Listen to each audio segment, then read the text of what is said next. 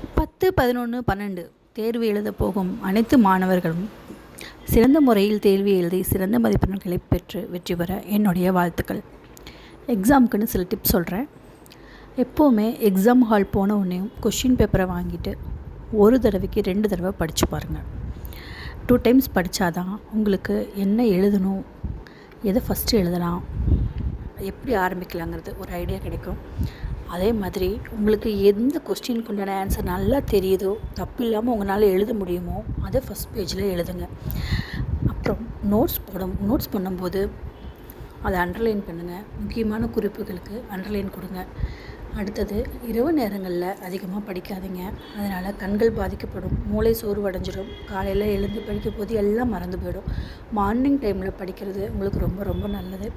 அதுவும் சூரிய வெளிச்சம் படுற மாதிரி இருக்கிற இடத்துலேருந்து படிக்கிறது ரொம்பவும் நல்லது. Wish you all the best. Exam நல்லபடியாக எழுத மீண்டும் மீண்டும் என்னுடைய வாழ்த்துக்களை தெரிவித்துக் கொள்கிறேன்.